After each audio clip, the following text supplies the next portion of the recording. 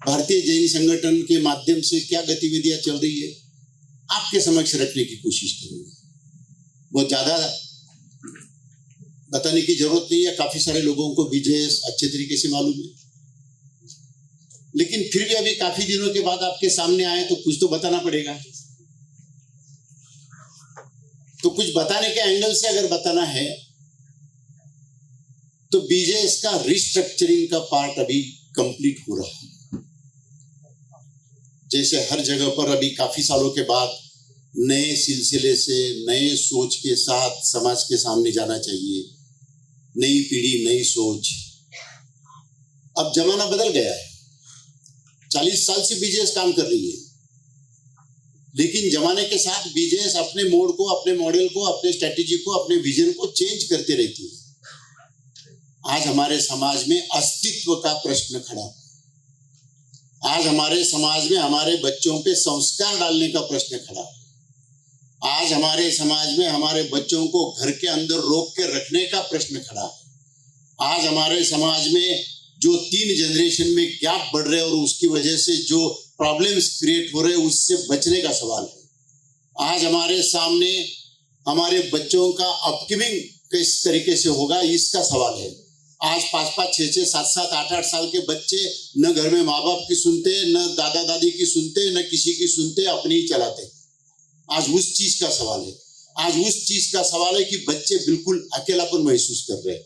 आज उस चीज का सवाल है कि बच्चे भटक रहे हैं। आज उस चीज का सवाल है कि 21वीं सदी में पूरे पाश्चात्य संस्कृति ने हमें खेद लिया है, हमें झपट लिया है।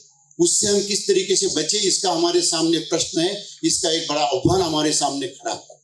आज इस बात का प्रश्न है कि हमारी बेटियां घर से बाहर निकलती है तो हम लोगों को चिंता होती है कि वो वापस कब आएगी और कैसी होगी और कैसी नहीं होगी।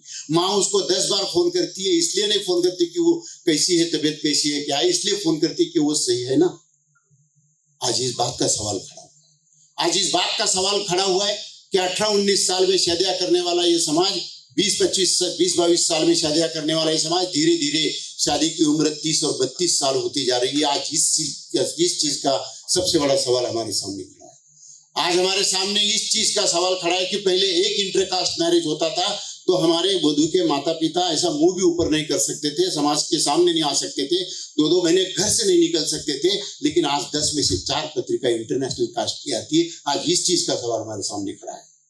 आज इस चीज का सवाल खड़ा है कि हमारे सामने कभी तलाक नहीं होते थे, लेकिन आज इस समाज में अल्टरनेट मैरिज का ब्रेक होने का मौका आया है। आज इस चीज का सवाल हमारे सामने खड़ा है। आज हमारे सामने इस चीज का सवाल खड़ा है कि एक घर में 3 जनरेशन नहीं रह सकती है क्योंकि हमारी कुटुंब व्यवस्था एकदम डिस्टर्ब हो चुकी है। आज इस चीज का सवाल हमारे सामने खड़ा है।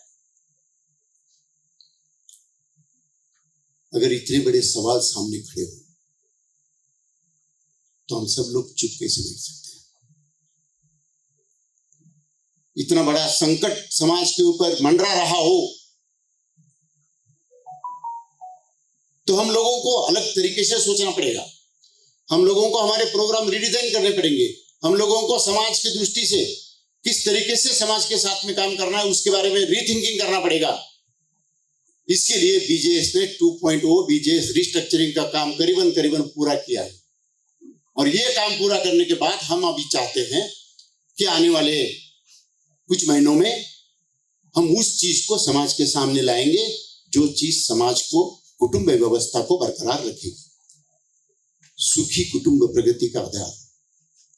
इस संज्ञा को सामने रखते हुए हमारे कुटुंब को एक साथ रखने का चैलेंज इस बीजेएस के माध्यम से स्वीकार किए, क्योंकि बीजेएस 40 सालों से इसी सब कार्यों में कार्य करती आ रही है।